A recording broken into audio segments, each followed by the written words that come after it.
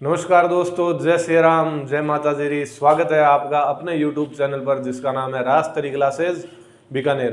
तो दोस्तों, आपने अगर अभी तक टेलीग्राम चैनल अगर ज्वाइन नहीं किया है तो दोस्तों डिस्क्रिप्शन में जाओ, वहाँ पर लिंक मिलेगा, उस पर क्लिक करो और टेलीग्राम चैनल ज्वाइन कर लो, जहाँ आपको हमेशा शाम को टेस्ट मिलते रहते हैं। उस टेस्ट को आप हमेशा दिया करो और मूल्यांकन करते रहा करो कि आपको याद किए में से कितने आप रिकॉल कर पा रहे हो, कितने क्वेश्चन आपके सही हो रहे हैं। दोस्तों, बिना टेस्ट पढ़ाई का कोई मतलब नहीं है और ना ही वो पढ़ाई कहलाई जाती है। ठीक है, तो आप अनिवार्य रूप से जो भी बच्चे देख रहे हैं इस क्लास को लगातार, वो जाकर टेलीग्राम को जरूर ज्वाइन कीजिए और उन टेस्ट को हमेशा दीजिए। चाहे एक दिन आपको क्लास ली जाए चाहे नहीं ली जाए, लेकिन क्वेश्चनों को जरूर अटेंड किया करो दोस्तों। ठीक है, तो पिछली क्लास के अंदर हमने दोस्तों शुरू किया था आपके जयपुर का इतिहास। ठीक है, तो हमने क्या बात की भाई, ये जयपुर में कौन सा वंश था? कछावा। कौन सा वंश था दोस्तों? कछावा। कछावा प्रभु श्री राम के बड़े पुत्र थे कुश, उन कुश के वंशज कहलाते हैं। कहा जाता है कि ये स्वयं को क्या मानते हैं कि हम प्रभु श्री राम के बड़े पुत्र कुश के वंशज है, इसलिए पहले इनको कहा जाता था कुशवाहा। कुशवाहा। लेकिन धीरे धीरे समय बीतता गया और भाषा के अंदर तबली थोड़ी थोड़ी चेंजिंग होती रहती है, तो ये कुशवाहा से ये कछवाहा हो गए। ठीक है, अब आज हम भी देखते हैं, जो हमारे दादा दादी जो नाम लेते थे वो आज हम नहीं ले पाते ना, उनके हमने दूसरे नाम ले लिए। तो ठीक उसी प्रकार क्या है, कुश के वंशज आगे कहलाए कुशवाहा और धीरे धीरे अभी इनको कहा जाता है कछवाहा। ठीक है, तो ये कछवा थे, कछवा वंश था आपका यहाँ जयपुर के अंदर। और जयपुर के अंदर पहले यहाँ पर जयपुर वाले क्षेत्र को क्या कहा जाता है? ढूंढाड़ क्षेत्र। कौन सा क्षेत्र है? ढूंढाड़। ढूंढाड़ क्यों कहा जाता है हमने बात कर ली। यहाँ पर ढूंढ नदी बहती है, ढूंढ नदी बहती है, उसके इस कारण इस क्षेत्र को, जयपुर के आसपास वाला क्षेत्र ना, जयपुर, टोंक, दौसा, इसके आसपास वाला क्षेत्र है, उसको ढूंढाड़ क्षेत्र कहने लग गए। ठीक है, तो देखो भाई 1137 के अंदर हमने ये सारी बात हमने पिछली क्लास के अंदर कर ली है। हम फर्स्ट रिवीजन कर रहे हैं थोड़ा सा। 1137 के इस समय यहाँ पर बड़गुजरों और किन का राज था? मीणाओं का। 1137 के अंदर कौन आया आपके? बताते रहो आप। 1137 के अंदर कौन आया? दूल्हे राय कह दो, चाहे तेजकरण कह दो, चाहे धोला राय कह दो। ठीक है, वो आया, इसने बड़गुजरों को हराया और अपनी राजधानी क्या बना ली? दौसा बना ली।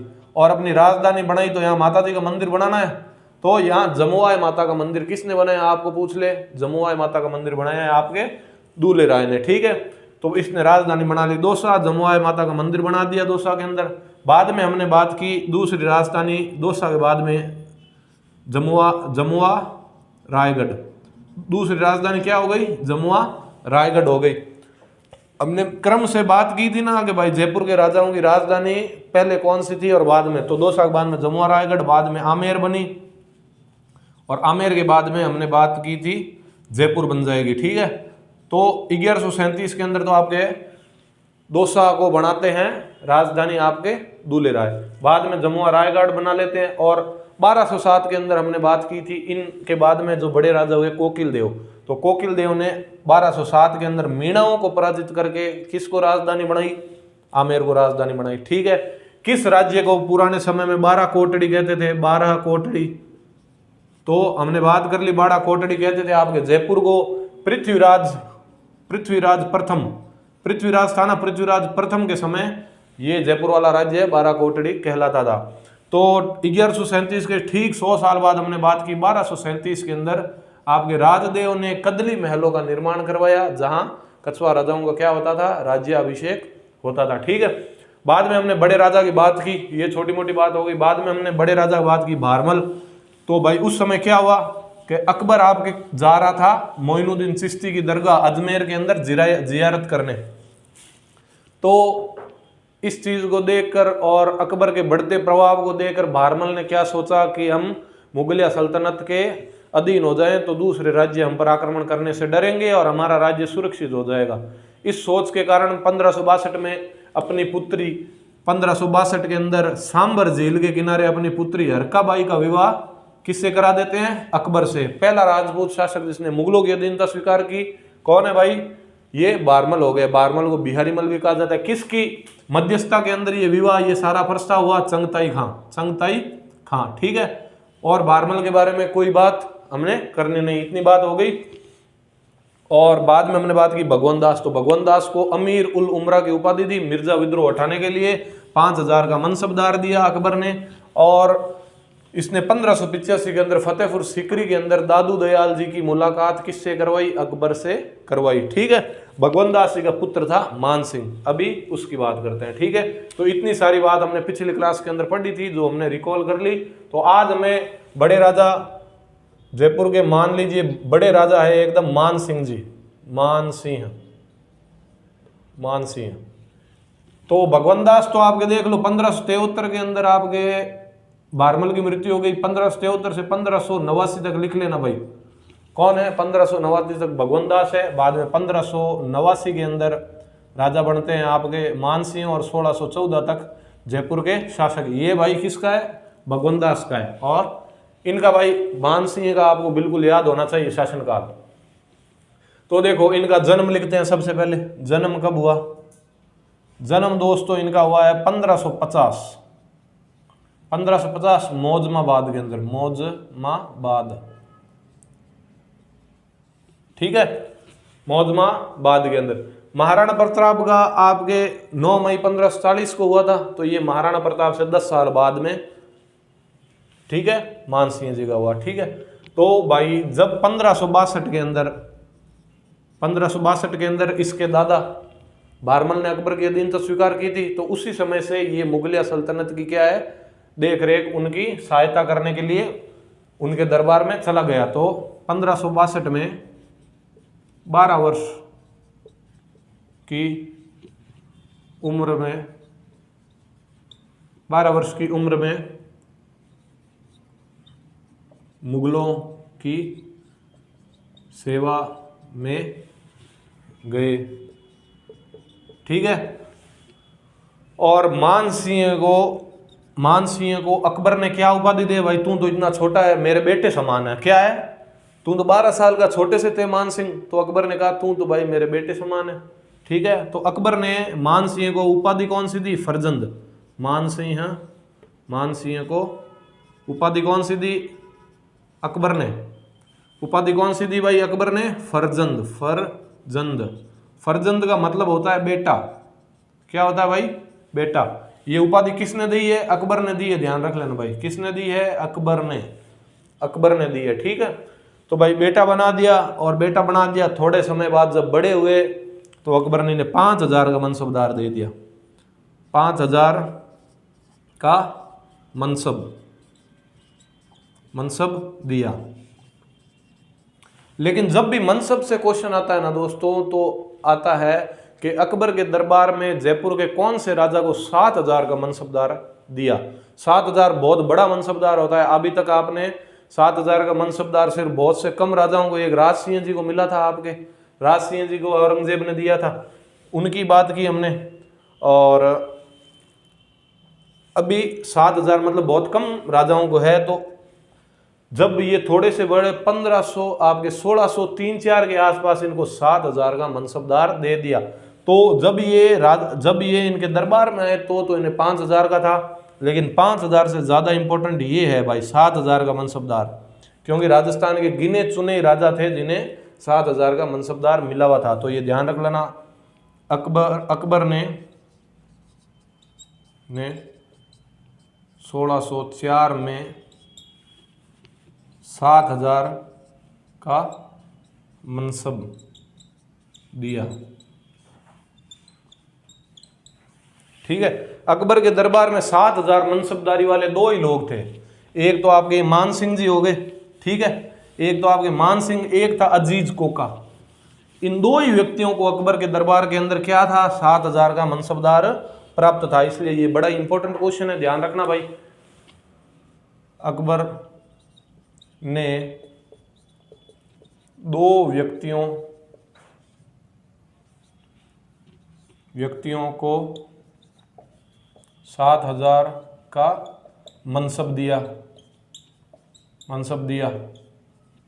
कौन है? एक तो अपने मान सिंह जी है और एक अपने अजीज कोका। वो अजीज था उनका, क्या था?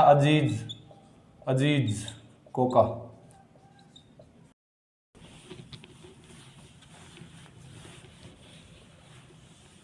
तो अकबर ने भाई आपके एक तो मान सिंह जी को और एक अजीज कोका को 7,000 का मनसबदार दिया, ये बात लिख ली। अभी देखो 1576 में हल्दी घाटी युद्ध में मुगलों का नेतृत्व किया। किनका नेतृत्व किया? मुगलों का नेतृत्व किया है, ठीक है ना। हल्दी घाटी युद्ध में मान सिंह जी गए थे ना भाई लड़ने के लिए, और सहायक कौन था इनका? इनका सहायक साथ में एक आदमी को और भेजा था, उसका नाम क्या था? आसफ खां। तो हल्दी घाटी युद्ध में भाई ये विजय प्राप्त नहीं कर पाते हैं, ना ही महाराणा प्रताप को पकड़ पाते हैं, और ना ही महाराणा प्रताप वहां कोई उस अभियान के अंदर इनको खास सफलता मिलती नहीं है, ठीक है। तो अकबर इस बात से एकदम नाराज हो जाता है और मान सिंह जी की क्या है? ड्यूटी बंद कर देता है। ड्यूटी हमने बात की कि आपके दरबार में आने जाने की जो अनुमति होती है, दरबार में आने से ही कुल मिलाकर क्या कर दिया? मना कर दिया, भाई तू मेरे को मुंह ही मत दिखा। हल्दी घाटी हार के आ गया, ना अकबर को पकड़, ना आपके महाराणा प्रताप पकड़ पाया, ना उनको बंदी बना, कुछ नहीं कर पाया। तो हल्दी घाटी युद्ध के पश्चात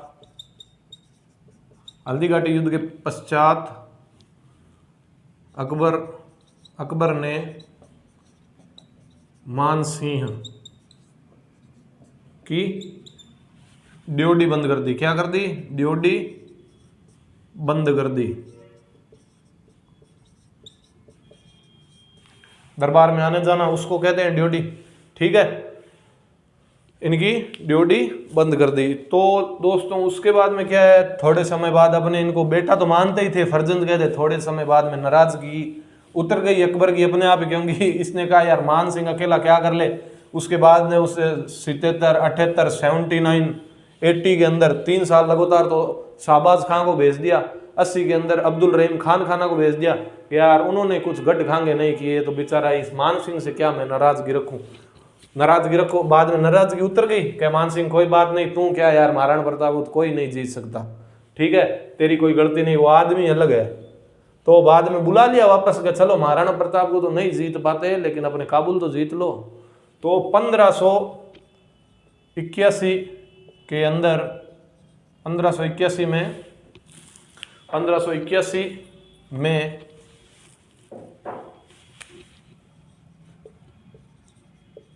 अकबर ने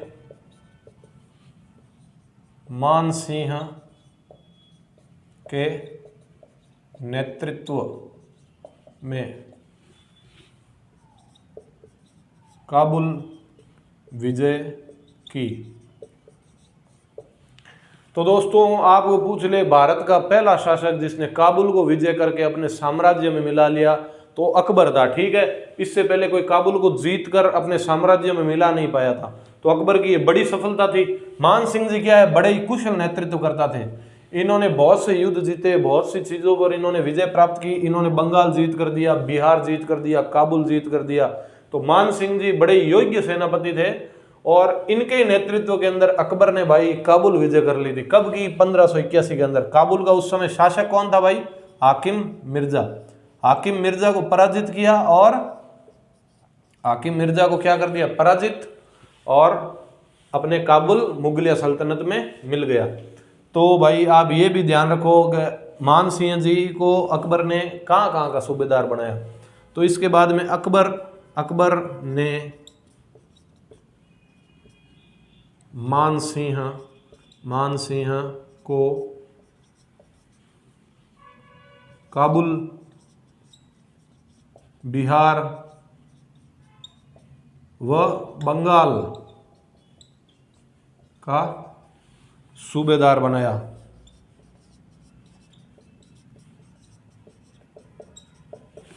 ठीक है, तो इन 3 भाई राज्यों का मान सिंह जी को क्या है? सूबेदार बनाया है। और कब से कब तक रहे वो भी अगर अच्छा क्वेश्चन आए तो पूछ ले आपको, और शायद 1-2 पेपर के अंदर ये क्वेश्चन पूछा भी है कि मान सिंह जी बंगाल के सूबेदार किस शासनकाल के अंदर रहे। तो सबसे पहले तो मान सिंह जी रहे थे काबुल, ठीक है, काबुल के भाई, काबुल जीतने के 4 साल बाद, कब 1585 के अंदर से लेके 87 तक तो ये काबुल के सूबेदार रहे। बाद में हमने बात की बिहार के, बाद में क्या रहे, बिहार के। तो भाई बिहार के लेओ 1587 से लेके 1594 तक रहे। और बाद में हमने बात की बंगाल के, तो बंगाल के भाई साहब 1594 से लेकर 1604 तक आपके इन्होंने बंगाल की सूबेदारी हासिल की। ठीक है, तो इंपॉर्टेंट है, एक के बाद में एक है, आपको याद भी हो जाएगा आसानी से, ध्यान रख लेना। तो अकबर ने यहाँ भाई बनाया इनको सूबेदार। इसके बाद में देखो भाई मान सिंह जी, ऐसा है कि मान सिंह जी की अभी थोड़ी स्थापत्य कला लिख लो। मान सिंह जी ने कौन कौन से कार्य करवाए हैं उनका हम थोड़ा विस्तार पूर्वक लिख लेते हैं। वही आजकल क्या है, किसने कौन सा महल बनाया, और ये क्वेश्चन ज्यादा आते हैं। ठीक है, तो आप इस प्रकार से थोड़े हेडिंग डाल लो, मान सिंह के स्थापत्य लिख लो, या चाहे जो मर्जी हो लिख लो, मान सिंह के निर्माण कार्य ऐसे लिख लो भले ही।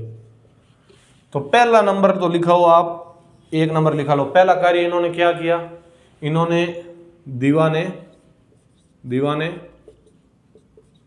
आम का निर्माण करवाया। ठीक है, आमेर के किले के अंदर दीवाने आम का निर्माण करवाया। तो इसकी क्या है, थोड़ा बात लिख लेते हैं। तो 1592 में जब भी आपके दोस्तों बिहार के सूबेदार थे, तो इस समय इन्होंने क्या है, आमेर किले के अंदर बहुत से महलों का निर्माण करवाया। आमेर के अंदर मान लो जितने भी है उनमें से 70-80% आमेर के किले का निर्माण मान सिंह के समय आमेर में बहुत से महलों का निर्माण हुआ। और सबसे प्रसिद्ध मान सिंह के कार्यों में से दीवाने आम है। तो 1592 में आप लिख लो, 1592 में मान सिंह, 1592 में मान सिंह ने आमेर में दीवाने आम व और भी कई महल बनाए। मेन दीवाने आम याद करना भाई, दीवाने आम और दीवाने खास 2 है ये दोस्तों। ये दीवाने आम और दीवाने खास की ये है ना, ये क्या है, मुगलिय प्रभाव है। हमारे यहाँ राजस्थान के राजाओं के अंदर पहला ऐसा कुछ नहीं था। दीवाने आम आपको नाम से ही पता चल रहा है कि ये फारसी भाषा के संबंधित है। तो जब ये इनके अधीन हुए तो अकबर दीवाने आम से अपनी जनता से मिलता था। अपने राज्य के जितने भी लोग अपनी अपनी प्रॉब्लम लेकर आते थे कि हमारे ये दो रही है, हमारे ये हो गया, और आपके मंत्री ने ऐसा कर दिया, जो भी मतलब उनकी परेशानी होती थी, तो अकबर एक प्रकार से दीवाने आम के अंदर लोगों से मिलता था। और दीवाने खास क्या होता था, मीटिंग हॉल। समझ लो अभी स्कूल के अंदर आप पढ़ो या कहीं कॉलेज के अंदर पढ़ो, तो सारे टीचर मिलकर क्या करते हैं, कुछ मीटिंग करते, तो अपने अलग अलग बच्चों को थोड़ी नहीं रहते हैं, अलग से खास होती है। तो वो दीवाने खास का हम आगे बात करेंगे, उन्होंने मिर्जा राजा जय सिंह ने बनाया। तो दीवाने आम का निर्माण किसने करवाया, अकबर के दरबार में रहता था मान सिंह, तो वहां की देख देख कर जब आमेर आया तो कहा आपने भी दीवाने आम बनाओ। आगे आप लिखो बैंकुंठ राय मंदिर बिहार में। जब बिहार का आपके सूबेदार था, तो बिहार के अंदर मान सिंह जी ने कौन सा मंदिर बनाया भाई, बैंकुंठ राय मंदिर बनाया है। ठीक है, तो आपको पूछ ले भाई मान सिंह ने बैंकुंठ राय मंदिर कहाँ बनाया है, तो भाई बिहार के अंदर बनाया है। ठीक है, और एक उन्होंने कुछ छोटे मोटे शहर भी बसा दिए। एक तो बसाया मानपुरा भी बिहार के अंदर ही बसाया है। ठीक है, और एक बसाया आपके अपने राजा अकबर के नाम से अकबर नगर इन्होंने बसा दिया। जब वो बंगाल में थे तो बंगाल में अकबर नगर बसाया। ये सारे कार्य मान सिंह जी ने किए, ध्यान रख लेना। आगे लिखना पड़ेगा बार बार, या बिहार में मान सिंह जी ने मानपुरा बसाया, समझ जाओगे ना आप, तो ध्यान रखना। और एक इन्होंने बनाया है आपके गोविंद देव जी का मंदिर, गोविंद देव जी का मंदिर। जैसे बीकानेर वाले आपके लक्ष्मी नारायण जी को अपना दीवान मानते हैं, लक्ष्मी नारायण जी को अपने राजा मानते हैं, खुद को उनका दीवान कहते हैं। मेवाड़ वाले एकनिंगनाथ जी का दीवान खुद को कहते हैं। वैसे ही आपके ये जयपुर वाले गोविंद देव जी को बहुत मानते हैं। ठीक है, गोविंद देव जी जयपुर का सबसे प्रसिद्ध मंदिर अगर कोई है तो गोविंद देव जी का मंदिर है। वहां पर अगर आप जयपुर जाओ तो गोविंद देव जी ना जाकर आओ तो भाई ये तो कोई ठीक बात नहीं है। गोविंद देव जी जयपुर का अगर सबसे कोई प्रसिद्ध मंदिर है तो गोविंद देव जी का मंदिर है। गोविंद देव जी का मंदिर जयपुर में तो इन्होंने नहीं बनाया, लेकिन इन्होंने वृंदावन के अंदर बनाया। कहाँ बनाया? वृंदावन। वृंदावन कहाँ है? अपने यूपी के अंदर। ठीक है, जयपुर के अंदर तो आप हम आगे बात करेंगे। जयपुर के अंदर सवाई जय सिंह जी बनाएंगे, तो ये ध्यान रखना गोविंद देव जी का मंदिर वृंदावन यूपी में पूछ ले किसने बनाया? मान सिंह जी ने। यह क्या है? यह गौड़ीय संप्रदाय की मुख्य पीठ है। यह गौड़ीय संप्रदाय की मुख्य पीठ है। ठीक है, भारत के अंदर गौड़ीय संप्रदाय की मुख्य पीठ तो ये वृंदावन गोविंद देव जी का मंदिर है। और राजस्थान के अंदर आगे हम बात करेंगे सवाई जय सिंह जी बनाएंगे, वो राजस्थान में गौड़ीय संप्रदाय की मुख्य पीठ होगी जयपुर वाली। ठीक है, तो गोविंद देव जी की बात कर ली। एक इन्होंने दोस्तों, एक इन्होंने, इनकी पत्नी थी, कितने 6 नंबर है क्या? लिखो जगत शिरोमणि मंदिर। जगत शिरोमणि मंदिर, जगत शिरोमणि मंदिर आमेर में बनाया है। ठीक है ना। मान सिंह की पत्नी कंकावती ने अपने पुत्र जगत सिंह की स्मृति में आमेर में जगत शिरोमणि मंदिर बनाया। तो दोस्तों ये जो मान सिंह के पुत्र थे, ये कोई युद्ध के अंदर वीर गति के अंदर प्राप्त हो गए, तो इनकी माँ थी जो कंकावती, अपने पुत्र की स्मृति के अंदर आमेर के किले के अंदर आपके जगत शिरोमणि मंदिर का निर्माण करवाती है। ठीक है, तो अगर ऑप्शन में कंकावती ना हो तो ये काम मान सिंह जी का ही माना जाएगा। लेकिन पूछ ले मान सिंह की किस पत्नी ने जगत शिरोमणि मंदिर बनाया है, तो कंकावती ने बनाया है ये मंदिर। ठीक है ना, अपने पुत्र जगत सिंह की स्मृति के अंदर। इस महल की भाई, इस मंदिर की मुख्य बात क्या है जिसके लिए पेपरों के अंदर आता है, इंपॉर्टेंट है। मीराबाई थी ना, मीराबाई आपके मेड़ता वाली मीराबाई, राव दूधा की पोती, राणा सांगा की पुत्र वधु, भोजराज जी की पत्नी थी मीराबाई। मीराबाई जिस कृष्ण भगवान की मूर्ति की पूजा करते थे ना, वो वर्तमान के अंदर वो कृष्ण भगवान की मूर्ति इस मंदिर के अंदर है। मीराबाई जिस कृष्ण मूर्ति की आराधना करती थी, वह मूर्ति इस मंदिर में है, इस मंदिर में है। ये भाई ये मूर्ति कहाँ से लेकर आया था मान सिंह ना? चित्तौड़ से लेकर आए थे। कहाँ से? चित्तौड़ विजय करके लेकर आए थे मान सिंह जी। ठीक है ना। चित्तौड़ विजय कब हुई? तीसरा शाखा हुआ था ना 1567-68 के अंदर। उस समय भाई साहब ये मूर्ति वहां से लेकर आ गए थे। तो पूछ ले मान सिंह जी ये मूर्ति कहाँ से लेकर आए? चित्तौड़ विजय करके लेकर आए हैं। ठीक है,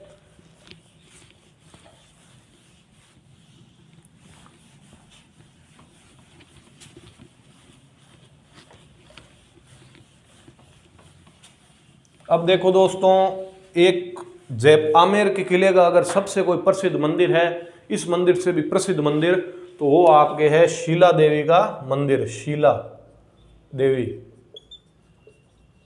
देवी का मंदिर।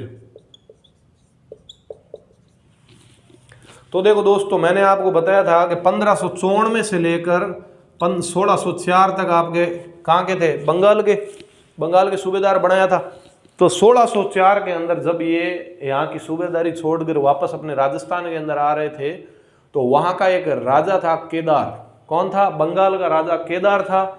और केदार को हराकर वहाँ की कुल देवी आपकी शिला देवी है, उनकी मूर्ति, इनकी मूर्ति लेकर कहाँ लेकर आ गया? आमेर के अंदर। और आमेर में जैसे ही आप एंटर करोगे तो आपको जलेबी पार्क नाम का ऐसा बड़ा, ऐसे सामने बड़ा सा आंगन है, उस आंगन में सीधे ही जाओगे तो सामने आपको शिला देवी का मंदिर मिलेगा।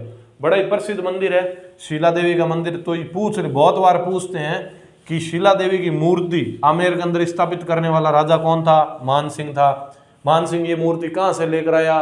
बंगाल से। किसको हरा कर लेकर आया? केदार को। कब लेकर आया? 1604 के अंदर। तो ये सारी बात आप लिख लेते हैं। और सबसे इंपॉर्टेंट बात, मानसिंह इनको लाने के बाद में शिला देवी को कछवाओं की क्या बना लेते हैं? इष्ट देवी बना लेते हैं। जैसे राठौड़ चाहे जोधपुर के हो, बीकानेर के हो, उनकी कुल देवी नागणे जी माता है, और लेकिन बीकानेर वालों की इष्ट देवी करणी माता हो गई थी। ठीक उसी प्रकार हमने बात की, कछवाओं की कुल देवी तो कौन थी? जमुआय माता, ठीक है, लेकिन इष्ट देवी कौन हो गई? शिला देवी। तो लिख लो 1604 में मानसिंह बंगाल के शासक केदार को हराकर शिला देवी की मूर्ति आमेर में स्थापित करवाता है। ठीक है, तो इस मूर्ति की बहुत सी विशेषता है दोस्तों। मूर्ति पर पंचदेव उत्कीर्ण है, लिख लेना भाई, मूर्ति के अंदर पंचदेव उत्कीर्ण है। और इस मंदिर के अंदर चरणामृत के रूप में भाई शराब मिलती है। क्या मिलती है? चरणामृत के रूप में क्या मिलती है? शराब मिलती है भाई। तो भाई किसी को शराब फ्री में पीनी हो तो आमेर जाना, प्रसाद में क्या मिलेगी? थोड़ी सी शराब दे देंगे। इस मूर्ति पर क्या है? पंचदेव उत्कीर्ण है। ये बातें जब हम लोग देवी देवता पढ़ेंगे तो बहुत सी बातें, वो सारी बात अभी यहाँ पर लिखा नहीं सकते, मेन है, आगे बात करेंगे। तो मेन अभी यहाँ क्या ध्यान रखना है? 1604 के अंदर मानसिंह ने बंगाल के शासक केदार को पराजित करके शिला देवी की मूर्ति बनाई थी। ये क्या है? कछुआओं की इष्ट देवी है, कछुआओं की इष्ट देवी है, इष्ट देवी। इंपॉर्टेंट क्वेश्चन है, ध्यान रखना। कछुआओं की क्या है? इष्ट देवी हो गई।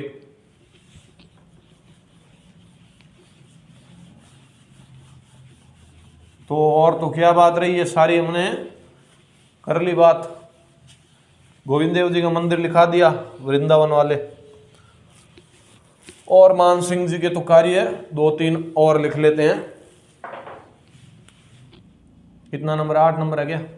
लगा लो जितने नंबर है। रोहतासगढ़ का शिलालेख बनाया, रोहतास है यहाँ, ठीक है ना। रोहतासगढ़ का शिलालेख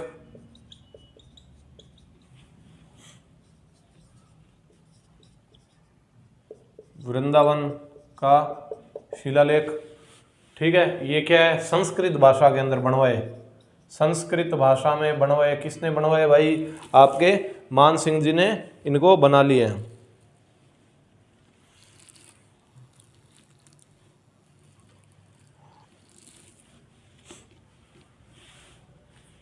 ठीक है, तो रोहतासगढ़ का शिलालेख, वृंदावन का शिलालेख, ये बात कर ली।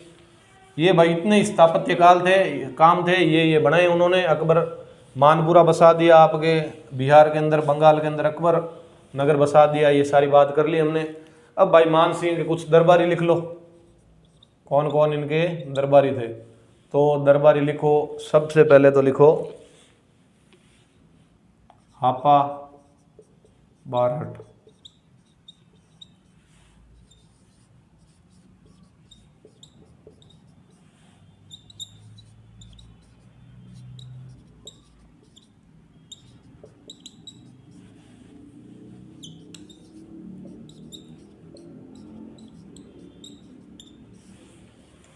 और भी है, पहले इनकी बात कर लेते हैं। हापा बारट का इतना ही ध्यान रखना है, हापा बारट किसका दरबारी था? तो मान सिंह जी का दरबारी था। हरिनाम का भी आपको इतना ही ध्यान रखना है, ये किसके दरबारी थे? सुंदरदास जी का भी इतना ही ध्यान रखना है, लेकिन ये जगन्नाथ का ध्यान रख लेना। इन्होंने मानसिंह कीर्ति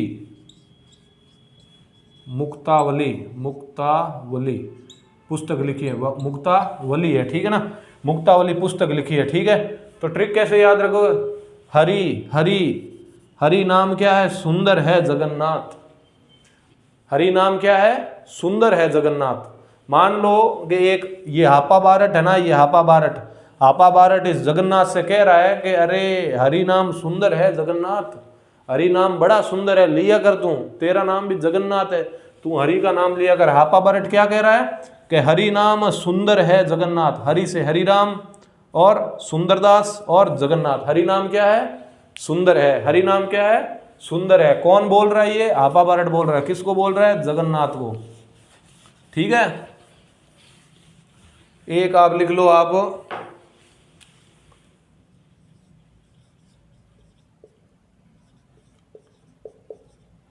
मुरारीदान लिखो। मुरारीदान ने भाई साहब आपके कौन सी पुस्तक लिखी, इंपॉर्टेंट है, मान प्रकाश। कौन सी लिखी भाई, मान प्रकाश। एक था पुंडरिक विट्ठल, ठीक है, पुंडरिक विट्ठल। ये देख लो, म से मुरारी, म से मान प्रकाश, म से मुरारी, म से मान प्रकाश, ठीक है। अभी तक कोई म वाला आया नहीं है तो आप ध्यान रख लें, मुरारी से मान प्रकाश, म से मुरारी, म से मान प्रकाश। इनकी 4 की पुस्तक लिखनी है आपको, इंपॉर्टेंट पुस्तक है भाई, सारी ध्यान रख लेना इनको। रागमाला, रागमंजरी,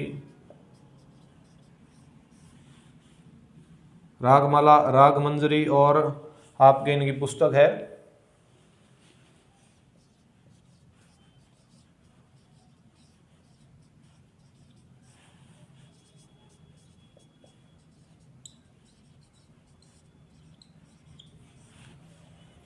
तो इन्होंने भाई क्या है, इस पुंडरिक विट्ठल ने क्या है, राग निकाली है। क्या निकाली है, राग निकाली है, राग निकाली है। और जब राग निकालोगे तो नर्तक को नाचना तो पड़ेगा ही, राग निकालोगे तो नाचना पड़ेगा। अभी कोई सुर लगा ले तो कोई डांस करने वाला होना चाहिए। तो इन्होंने भाई रागमाला, राग मंजरी, राग चंद्रोदय, नृतक निर्णय, राग निकाली, बाद में नृतक को नचाना पड़ा, नृतक निर्णय। ये 4 पुस्तकें आपके पुंडरिक विट्ठल की है, इंपॉर्टेंट। मान प्रकाश पूछ चुके हैं। रागमाला, राग मंजरी तो गिनती नहीं है कितने पेपरों के अंदर आ रखी है, ठीक है। तो ये तो भाई इनके दरबारी हो गए, मुख्य दरबारी लिख ले। स्थापत्य कला हमने लिख ली है। और 7000 का मनसबदार जो इंपॉर्टेंट है, पहले तो 5000 का था लेकिन बाद में 7000 का दिया। अकबर के दरबार में 2 ही थे जिन्हें 7000 का मनसबदार था, ठीक है। लिखो भाई, अकबर ने मानसिंह को 9 रत्नों में शामिल किया। किसमें, 9 रत्नों में शामिल किया। अकबर के दरबार में 9 रत्न थे, उन 9 रत्नों के अंदर आपके शामिल किया है किसको, मानसिंह। तो मानसिंह और इसका पिता भगवान दास भी 9 आपके रत्नों में शामिल था, ठीक है। तो भाई होता क्या, देखो ऐसी बात है, 1604 के अंदर तो शिला देवी की मूर्ति लेकर आ जाता है। 1605 के अंदर क्या है, मृत्यु हो जाती है अकबर की, ठीक है, इनकी मृत्यु हो जाती है। तो जहांगीर भाई, मैंने आपको बताया था कि मान सिंह की बहन, हमने कल बात की थी, मान सिंह की बहन जिसका विवाह जहांगीर के साथ हुआ, शाह बेगम उपाधि थी, एक उपाधि और दी सुल्तान निशा, जो 1604 के अंदर मर गई। क्यों मर गई भाई, ये शराबी था आपके जहांगीर। कौन थी, उसका नाम क्या था, मान सिंह की बहन भगवान दास की पुत्री मानबाई। तो मानबाई जी की हो जाती है मृत्यु।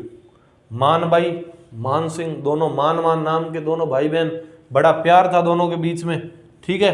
तो ये क्या है, मरती मरती अपने भाई को कह जाती है, भाई तू बड़ा ही मेरा योग्य भाई है, तेरे इस बेटे खुसरो को, इसका पुत्र कौन था, मानबाई का खुसरो, खुसरो था, कल हमने ये सारी बात कर ली। तो कहा तेरे इस भांजे को तू अगला शासक बनाना और अपने शराबी पिता की तरह मत रखना, अपने कुछ राजस्थान वाले बढ़िया गुण देना। तो भाई इसने कहा ठीक है भाई टेंशन मत ले तू अपने तो 1604 के अंदर तो मान भाई तू क्या कर लेती है, आत्महत्या। ठीक है। तो बाद में ये खुसरो विद्रोह कर देता है, हमने बात की। तो खुसरो की सहायता इसका मामा मान सिंह करता है। तो जहांगीर क्या है, निराश होकर इसको कह देता है तू तो दक्षिण में जा।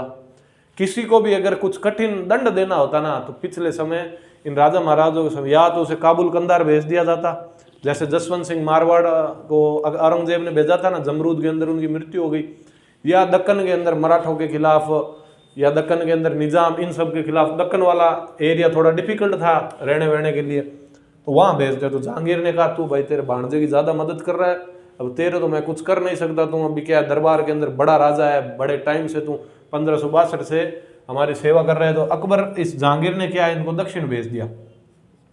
जहांगीर ने मान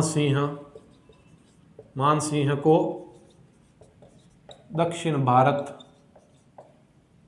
का सूबेदार बना दिया। कारण क्या था, कारण पूछ ले। कारण मान सिंह ने अपने भांजे खुसरो की विद्रोह में सहायता की। क्या की? सहायता की। मामा है भाई, ये भांजे पर दया आ गई कि यार तेरे इस पिता के लक्षण तो अच्छे नहीं है, इस पूरे दिन दारू पीता रहता है, राजा तो तेरे को बनाएंगे। तो जहांगीर को भाई गुस्सा आ गया कि मैं दारू पीता हूँ, तुम्हारा क्या लिया, तुम मामा भांजे मिलकर मेरे को हटाओगे क्या? मैं कब वेट कर रहा था मेरे ये पिताजी अकबर लुट गए तो मैं बादशाह बनूं। मेरे पिताजी तो कब बन गए, 1555 के अंदर राजा बने, तो 1605 तक राजा बनने का नाम ही नहीं छोड़ा। अभी मेरे को मौका मिला है, तुमको खुसरो को बनाए। तो इनको भेज दिया दक्षिण भारत के अंदर। और आपके 1614 में एलिचपुरा, ये कहाँ है भाई, महाराष्ट्र के अंदर एलिचपुरा। 1614 में एलिचपुरा महाराष्ट्र में मानसिंह की मृत्यु हो गई। तो मैंने बताया दक्षिण भारत के अंदर आपने बात की भाई, दक्षिण भारत के अंदर बुरहानपुर के अंदर राय सिंह जी की मृत्यु हो जाती है, उनको भी दक्षिण भारत के अंदर भेजा था।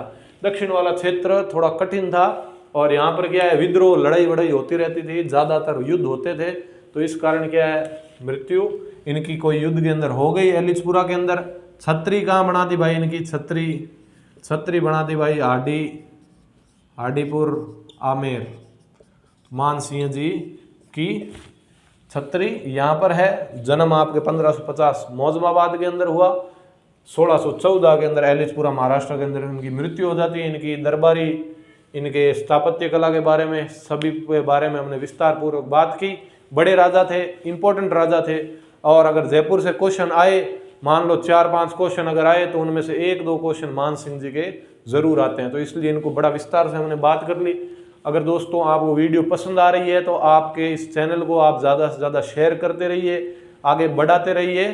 ठीक है दोस्तों, मिलते हैं अपनी अगली वीडियो के अंदर। धन्यवाद।